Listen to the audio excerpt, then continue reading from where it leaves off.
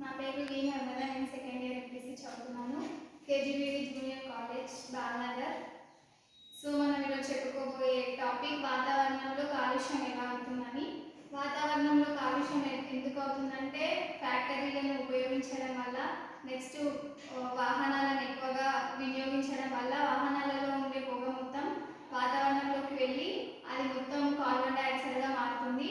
So మనం oxygen రాను రాను ఆక్సిజన్ అనేది తగ్గుతుంది. మనం షాప్కి వెళ్ళి వాటర్ బాటిల్ని ఎలా కొనుక్కోవాల్సి వస్తుందో అలానే ఆక్సిజన్ని కూడా కొనుక్కోవాల్సి వస్తుంది ఇన్ ఫ్యూచర్లో. సో దీన్ని నివారించడానికి మనం సైకిళ్లను, విద్యుత్ బ్యాటరీస్, మోటార్లను వాడవచ్చు. నెక్స్ట్ మనం చెప్పుకోబోయే టాపిక్ నేల కాలుష్యం. నేల కాలుష్యం అనేది మనం తిని పాడేసిన వ్యర్థ పదార్థాల వల్ల నేల కాలుష్యం అవుతుంది. దీనిని నివారించడానికి డాక్టర్ వాసుదేవన్ అనే సార్ ప్లాస్టిక్ రోడ్ని సృష్టించారు.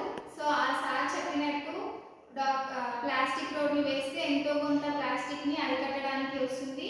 నేల కాలుష్యం అనేది కూడా తగ్గుతుంది. నెక్స్ట్ నీటి కాలుష్యం. ఫ్యాక్టరీలలో వ్యర్థ పదార్థాలను నీటిలోకి వదిలేయడం వల్ల, నెక్స్ట్ మనం తిని పారేసిన బిస్కెట్ కవర్లు, చాక్లెట్ కవర్స్ అవన్నీ వాటర్లోకి వెళ్ళి అవి కరగకుండా వేల వందల సంవత్సరాలు అది అట్లనే ఉంటాయి. నెక్స్ట్ ఆ వాటర్ మనం తాగడం వల్ల మనకి ఎన్నో రోగాలు రావడం అలా జరుగుతుంది. ఇది మొత్తం మానవ తప్పిదాల వల్లనే జరుగుతుంది. ఇవన్నీ నివారించడానికి ప్లాస్టిక్ని మొత్తం అరికట్టాలి.